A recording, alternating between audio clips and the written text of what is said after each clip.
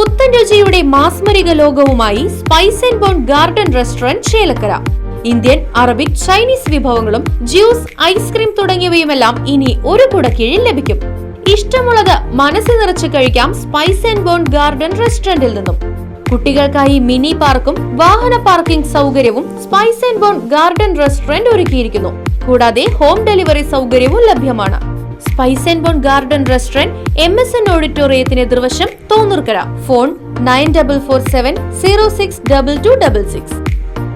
ശബരിമല സ്വർണ്ണപ്പാളി വിഷയത്തിൽ സ്വർണം കട്ടവരെ കണ്ടെത്താൻ ഹൈക്കോടതിയുടെ നിയന്ത്രണത്തിൽ CBI അന്വേഷണം വേണമെന്ന് കൊടിക്കുന്നിൽ സുരേഷ് MP പറഞ്ഞു. ഏത് വൃത്തികേടും കാണിക്കുവാൻ മടിയില്ലാത്ത സംഘമായി CPIM മാറിയെന്നും മതവിശ്വാസങ്ങളെ തകർക്കുകയാണെന്നും ചേലക്കരയിൽ വിശ്വാസ സംരക്ഷണ യാത്രാ സ്വീകരണ ചടങ്ങിൽ സംസാരിക്കവേ അദ്ദേഹം തുറന്നടിച്ചു. ഈ വിശ്വാസ സംരക്ഷണ യാത്രയുടെ ഉദ്ദേശം ഇവിടെ സവിസ്തരം പ്രതിപാദിക്കപ്പെട്ട് കഴിഞ്ഞിരിക്കുന്നു.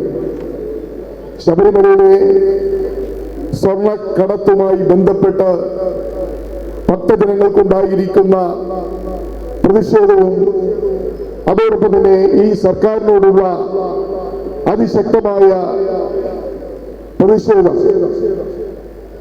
ഈ സർക്കാർ നമ്മുടെ ശബരിമല ഉൾപ്പെടെയുള്ള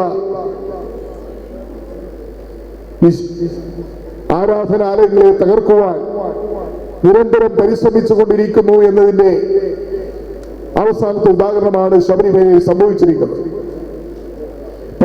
ശബരിമലയുടെ പരിപാവനത തകർക്കുവാൻ, ശബരിമലയുടെ പവിത്രത തകർക്കുവാൻ വേണ്ടി പിണറായി വിജയൻ ഗവൺമെന്റ് അധികാരത്തിൽ വന്ന കാലം മുതൽ എല്ലാ ശ്രമങ്ങളും നടത്തിക്കൊണ്ടിരിക്കുന്നു. നമുക്കറിയാം, ഒന്നാം പിണറായി സർക്കാരിന്റെ കാലത്താണ് സുപ്രീം കോടതിയുടെ വിധിയുടെ മറവിൽ യുവതികളെ ശബരിമലയിൽ കയറ്റുവാനും അവിടെ നവോത്ഥാനം അവിടെ നിന്ന് ആരംഭിക്കുവാനും പിണറായി വിജയൻ ഗവൺമെന്റ് നടപടി സ്വീകരിച്ചത്.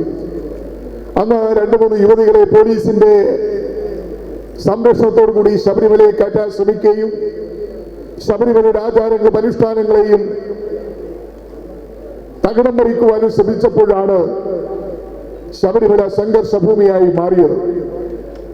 യുവതികളെ പോലീസിന്റെ അകമ്പടിയോടുകൂടി ശബരിമലയിൽ പ്രവേശിച്ച് രാഷ്ട്രീയ ബ്രഹ്മചാരിയായ അയ്യപ്പന്റെ തിരുസന്നിധിയിൽ യുവതികൾ പ്രവേശിക്കുന്നതിന് ആചാരപരമായ അതിന് അത് അനുവദിക്കപ്പെട്ടിരുന്നില്ലായിരുന്നുവെങ്കിൽ ഉമ്മൻചാണ്ടി സർക്കാർ സുപ്രീം കോടതിയിൽ കൊടുത്ത സത്യവാങ്മൂലം തിരുത്തി. എന്നാൽ ഉമ്മൻചാണ്ടി സർക്കാർ അന്ന് സുപ്രീം കോടതിയിൽ സത്യവാങ്മൂലം നൽകിയത് ശബരിമലയുടെ സവിശേഷമായ പ്രത്യേകത അനുസരിച്ച് അവിടുത്തെ വിശ്വാസം യുവതികൾ പ്രവേശിക്കാൻ പാടില്ല എന്നുള്ളതാണ്. അതനുസരിച്ച് ശബരിമല ആചാരവും അനുഷ്ഠാനവും നിലനിർത്തണമെന്ന് ഉമ്മൻചാണ്ടി ഗവൺമെന്റ് സുപ്രീം കോടതിയിൽ അന്ന് അഫിഡവിറ്റ് സത്യവാങ്മൂലം നൽകിയപ്പോൾ അതിനുശേഷം അധികാരത്തിൽ വന്ന അച്യുതാനന്ദന്റെ ഗവൺമെന്റാണ് ശബരിമലയിൽ സ്ത്രീകളെ പ്രവേശിപ്പിക്കാൻ, യുവതികളെ പ്രവേശിപ്പിക്കാമെന്ന അഫിഡവിറ്റ് നൽകിയത്, സത്യവാങ്മൂലം നൽകിയത്. അതിനെ തുടർന്നാണ് യുവതി പ്രവേശനത്തിന് സുപ്രീം കോടതിയിൽ വിധിയുണ്ടായി. ആ വിധിയെ മറികടക്കുവാൻ വേണ്ടി എന്ത് ചെയ്യണമെന്ന് നിയമസഭാ സമ്മേളനം വിളിച്ചുകൂട്ടി ചർച്ച ചെയ്യണമായിരുന്നു. ഹൈന്ദവ സംഘടനകളുമായി ആലോചിക്കണമായിരുന്നു. അതല്ലെങ്കിൽ ജനപ്രതിനിധികളുമായി ആലോചിക്കണമായിരുന്നു. യാതൊന്നും ചെയ്യാതെ ഏകപക്ഷീയമായി ധൃതി പിടിച്ച് ശബരിമലയിൽ യുവതികളെ കയറ്റാൻ ശ്രമിച്ചപ്പോഴാണ് ശബരിമല സംഘർഷഭൂമിയായി മാറിയത്. ആചാരാനുഷ്ഠാനങ്ങളുടെ ലംഘനമുണ്ടായപ്പോൾ ശബരിമലയിലെ വിശ്വാസങ്ങൾക്ക് എതിരായ നിലപാട് പിണറായി വിജയന്റെ ഗവൺമെന്റ് സ്വീകരിച്ചപ്പോഴാണ് നായർ സർവീസ് സൊസൈറ്റിയെ പോലെയുള്ള സമുദായ സംഘടനകൾ നാമജപ ഘോഷയാത്രയുമായി രംഗത്ത് വന്നത്, അതിശക്തമായ പ്രക്ഷോഭവുമായി രംഗത്ത് വന്നത്. ആ സമയത്താണ് കേരള പ്രദേശ് കോൺഗ്രസ് കമ്മിറ്റി, അന്ന് ശ്രീ മുല്ലപ്പള്ളി രാമചന്ദ്രൻ KPC പ്രസിഡന്റായിരുന്നു, അഖിലേന്ത്യാ കോൺഗ്രസ് കമ്മിറ്റിയുടെ അനുവാദത്തോടു കൂടി അന്ന് കേരള പ്രദേശ് കോൺഗ്രസ് കമ്മിറ്റി 4 ജാഥകൾ കേരളത്തിലുടനീളം നടത്തി, വിശ്വാസ സംരക്ഷണ യാത്ര നടത്തി. ആ ജാഥ കേരളത്തിലെ എല്ലാ ഭാഗത്തും സഞ്ചരിച്ച് ശബരിമലയിൽ ഇടതുപക്ഷ ജനാധിപത്യ മുന്നണി ഗവൺമെന്റ് പിണറായി വിജയൻ ഗവൺമെന്റ് നടത്തുന്ന ആചാര ലംഘനത്തിനെതിരായി, ശബരിമലയുടെ പരിപാലനത്തെ തകർക്കുന്നതിന് വേണ്ടിയുള്ള പിണറായി വിജയന്റെ ഗവൺമെന്റിനെതിരായി നമ്മൾ വലിയ പ്രചരണം സംഘടിപ്പിച്ചു. അതിനുശേഷം 4 ജാഥകൾ പത്തനംതിട്ടയിൽ സമാപിച്ചുകൊണ്ട് ആയിരക്കണക്കിന് വിശ്വാസികളെയും ജനാധിപത്യ വിശ്വാസികളെയും അവിടെ അണിനിരത്തിക്കൊണ്ടാണ് നമ്മൾ അതിനെ നേരിട്ടത്. അവസാനം പിണറായി വിജയൻ ഗവൺമെന്റ് പിന്മാറി, അവരുടെ നവോത്ഥാനം അവസാനിച്ചു. കുറെ സ്ത്രീകളെയൊക്കെ പങ്കെടുപ്പിച്ചുകൊണ്ട് അന്ന് വനിതകളുടെ മതിൽ സൃഷ്ടിച്ചു. അങ്ങനെ കേരളത്തിൽ ശബരിമലയിൽ യുവതികളെ പ്രവേശിപ്പിച്ചുകൊണ്ട് പിണറായി വിജയൻ നവോത്ഥാന നായകനായി മാറിയ, അല്ലെങ്കിൽ പിണറായി വിജയനെ നവോത്ഥാന നായകന്റെ പരിവേഷം നൽകി. പക്ഷേ ഇവിടെ പറഞ്ഞതുപോലെ അയ്യപ്പ സ്വാമിയെ തൊട്ടുകളിച്ചാൽ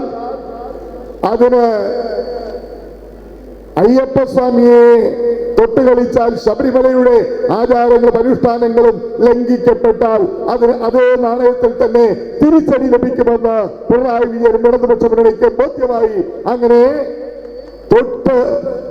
അതിനുശേഷം നടന്ന ലോക്സഭാ തെരഞ്ഞെടുപ്പിൽ 20-ൽ 19 സീറ്റും നമ്മൾ നേടി. UDF ജയിച്ചു. എന്നിട്ട് കോടിയേരി ബാലകൃഷ്ണൻ CPM-ന്റെ സംസ്ഥാന സെക്രട്ടറി ആയിരുന്നു. പാർട്ടി പ്രവർത്തകരെല്ലാം വീടുകളിൽ കയറി, നിങ്ങൾ എന്തിനാണ് ഞങ്ങളെ തോൽപ്പിച്ചത്, നിങ്ങൾ എന്തിനാണ് ഞങ്ങൾക്കെതിരെ വോട്ട് ചെയ്തതെന്ന് ചോദിച്ചുകൊണ്ട് വീട് വീടാന്തരം അവർ കയറി. അപ്പോൾ വിശ്വാസികൾ പറഞ്ഞു, ഞങ്ങൾ ശബരിമല വിശ്വാസികളാണ്, ഞങ്ങൾ അയ്യപ്പ ഭക്തന്മാരാണ്. ശബരിമലയെ പാപഭംഗിതമാക്കാൻ, ശബരിമലയുടെ പവിത്രത തകർക്കാൻ, ശബരിമല ആചാരങ്ങളും അനുഷ്ഠാനങ്ങളും അതില്ലാതാക്കാൻ നിങ്ങൾ ശ്രമിച്ചു. അതിനെതിരെ ഞങ്ങൾ പ്രതികരിച്ചതാണ്. ശബരിമലയിൽ നിങ്ങൾ ചെയ്ത ഈ ആചാര ലംഘനത്തിനെതിരെ ഞങ്ങൾ നടത്തിയ പ്രതികരണമാണ് നിങ്ങൾക്കെതിരായി വോട്ട് ചെയ്തത്. അത് കോൺഗ്രസ്സുകാർ മാത്രമല്ല, CPM-കാർ, കറകളഞ്ഞ ഇടതുപക്ഷക്കാർ പോലും പാർട്ടിയുടെ മുഖത്ത് നോക്കി പറഞ്ഞു, പാർട്ടിയുടെ നേതാക്കന്മാരുടെ മുഖത്ത് നോക്കി പറഞ്ഞു, ഞങ്ങൾ കമ്മ്യൂണിസ്റ്റുകാരാണ്, പക്ഷേ ഞങ്ങൾ ഈശ്വര വിശ്വാസികളാണ്. ഞങ്ങളുടെ വിശ്വാസത്തിന്റെ കൈവച്ചാൽ ഞങ്ങൾ കയ്യും കെട്ടി നോക്കിയിരിക്കില്ല. വിശ്വാസികൾക്കൊപ്പം നിൽക്കുന്ന പാർട്ടിയോട്, മുന്നണിയോടൊപ്പം ഞങ്ങൾ ഉണ്ടാകും. അതുകൊണ്ട് ഞങ്ങൾ വോട്ട് മാറി ചെയ്തു എന്ന് CPM-ന് ഉത്തരം നൽകുകയുണ്ടായി. അതാണ് അന്ന് നടന്നത്, യുവതീ പ്രവേശവുമായി ബന്ധപ്പെട്ട് നടന്നത്. ഇതിനുശേഷം വീണ്ടും ശബരിമലയിൽ അവർ ആചാരലംഘനം നടത്തിയിരിക്കുന്നു. ശബരിമലയിൽ അവർ കേരളം ഭരിക്കുന്ന ഇടതുപക്ഷ ജനാധിപത്യ മുന്നണി ഗവൺമെന്റ് വീണ്ടും ശബരിമലയിൽ വിശ്വാസ ലംഘനം നടത്തിയിരിക്കുന്നു. എന്താണ് അവർ ചെയ്തത്? ദ്വാരപാലകന്മാരുടെ സ്വർണ്ണപ്പാളി അത് പുറത്തു കൊണ്ടുപോയിരിക്കുന്നു. അതുപോലെ സ്വർണ്ണപ്പാളി ശബരിമലയുടെ ശ്രീകോവിലെ കട്ടള, അതുപോലെ വാതിൽ, ഇതെല്ലാം തന്നെ സ്വർണം പൂശാനെന്ന മട്ടിൽ പുറത്തേക്ക് കൊണ്ടുപോയി. സാധാരണഗതിയിൽ ഒരു നിയമമുണ്ട്, ശബരിമലയിലെ ഏത് സാധനവും പുറത്തു കൊണ്ടുപോകാൻ പാടില്ല. അങ്ങനെ പുറത്തു കൊണ്ടുപോകണമെങ്കിൽ ബഹുമാനപ്പെട്ട ഹൈക്കോടതിയുടെ അനുമതി വേണം എന്ന് വ്യക്തമായ തീരുമാനമുണ്ട്, ഹൈക്കോടതിയുടെ നിർദ്ദേശമുണ്ട്.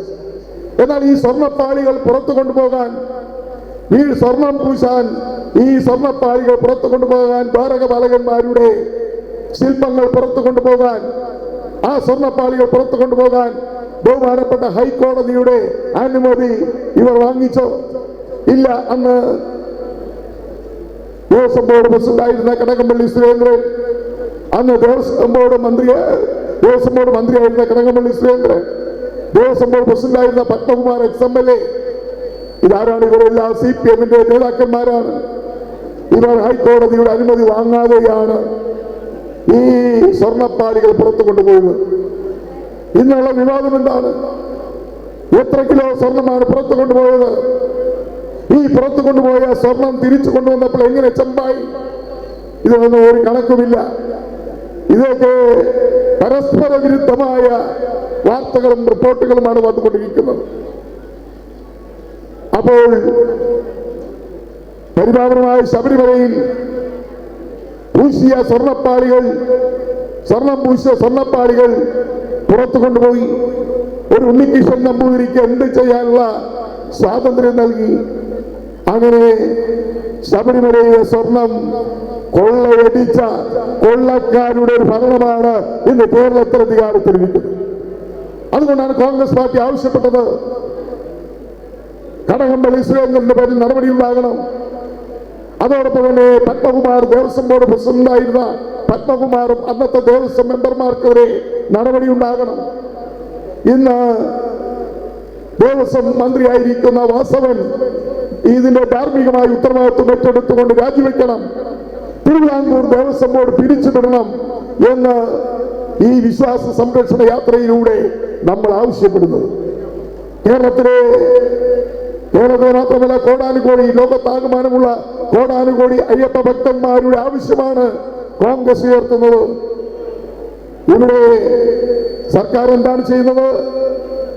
ഈ ഗുരുതരമായ തെറ്റ് ചെയ്ത സ്വർണ്ണപ്പാളികൾ പുറത്തു കൊണ്ടുപോകാൻ പാടില്ലാത്ത പുറത്തു കൊണ്ടുപോയി അത് മാസങ്ങളോളം കേരളത്തിന്റെ തമിഴ്നാടിന്റെ അതുപോലെ ബാംഗ്ലൂർ ഹൈദരാബാദിലൊക്കെ കൊണ്ട് കറങ്ങി നടന്ന് ഈ സ്വർണ്ണപ്പാളികളെ അതിന്റെ പവിത്രത നഷ്ടപ്പെടുത്തിയ ഇവർക്കെതിരെ നടപടി വേണം എന്ന് നമ്മൾ ആവശ്യപ്പെടുമ്പോൾ തിരുവിതാംകൂർ ദേവസ്വം ബോർഡ് വിജിലൻസിനെ കൊണ്ട് അന്വേഷിപ്പിക്കുന്നു. അത് കഴിഞ്ഞ് പിണറായി വിജയന്റെ പോലീസ് സ്പെഷ്യൽ ഇൻവെസ്റ്റിഗേഷൻ ടീമിനെ വെച്ച് അന്വേഷിക്കുന്നു. ഇവരൊക്കെ അന്വേഷിച്ചാൽ യഥാർത്ഥ വസ്തുതകൾ പുറത്തു വരുമോ? യഥാർത്ഥ പ്രതികളെ കണ്ടെത്താൻ കഴിയുമോ? ഇതിന് ഉത്തരവാദികളായ ദേവസ്വം മന്ത്രിയും അതോടൊപ്പം ദേവസ്വം ബോർഡ് പ്രസിഡന്റ് ഉൾപ്പെടെയുള്ള CPM നേതാക്കന്മാർ പ്രതികളാകുമോ? ഇതൊക്കെയാണ് നമ്മൾ ഓർക്കുന്ന ചോദ്യം. അതുകൊണ്ട് നമ്മൾ ആവശ്യപ്പെടുന്നത് എന്താണ്? ഇവർ രാജിവെക്കണം. മന്ത്രി, ഇപ്പോഴത്തെ ദേവസ്വം മന്ത്രി രാജിവെക്കണം. അതുപോലെ കടകംപള്ളി സുരേന്ദ്രന് അന്വേഷണം വേണം. അതേപോലെ ദേവസ്വം ബോർഡ് പ്രസിഡന്റും മെമ്പർമാരുടെയും ഇതിനകത്തുള്ള റോൾ എന്താണെന്ന് വിശ്വാസികൾക്ക് അറിയണം. അതുകൊണ്ട് ബഹുമാനപ്പെട്ട ഹൈക്കോടതി നിയന്ത്രണത്തിൽ ബഹുമാനപ്പെട്ട കേരള ഹൈക്കോടതിയുടെ നിയന്ത്രണത്തിൽ CBI അന്വേഷണം നടത്തണം എന്നാണ് കോൺഗ്രസ് ഈ വിശ്വാസ സംരക്ഷണ യാത്രകൾ ആവശ്യപ്പെടുന്നത്. ഈടുറ്റ ഗുണമേന്മയുള്ള ഫർണിച്ചറുകളുടെ അതിവിപുല ശേഖരം. 5 പേരുടെ കോർണർ സോഫ വെറും 19,990 വിലയുള്ളൂ. ഫാമിലി കോട്ട് ബോക്സ് സെറ്റിലിട്ടാ ഇത് നമ്മൾ കൊടുക്കുന്നത് ഓഫർ പ്രൈസ് 7,990. കണ്ടോ? നിലമ്പൂർ തേക്കിന്റെ ഈസി ചെയർ ഇത് നമ്മൾ കൊടുക്കുന്നത് വെറും 7,990. 2 ഡോർ 6.25 ഹൈറ്റുള്ള ബിഗ് അലമാറ വെറും 4,990 കേട്ടോ കൊടുക്കണേ. കിടിലൻ ഓഫറുകളോടുകൂടി നിലമ്പൂർ ഫർണിച്ചർ മാർട്ട് ആർക്കും നൽകാനാകാത്ത ഏറ്റവും കുറഞ്ഞ വിലയിൽ ട്രെൻഡി ഫർണിച്ചറുകളുടെ ഈ വിശാലമായ ഷോറൂമിലേക്ക് ഏവർക്കും സ്വാഗതം. ഉപഭോക്താക്കൾക്ക് ബഡ്ജറ്റിനനുസരിച്ച് തിരഞ്ഞെടുക്കുവാനുള്ള സൗകര്യം. Nilambur furniture mart, Shoranur, Vettikkattiri.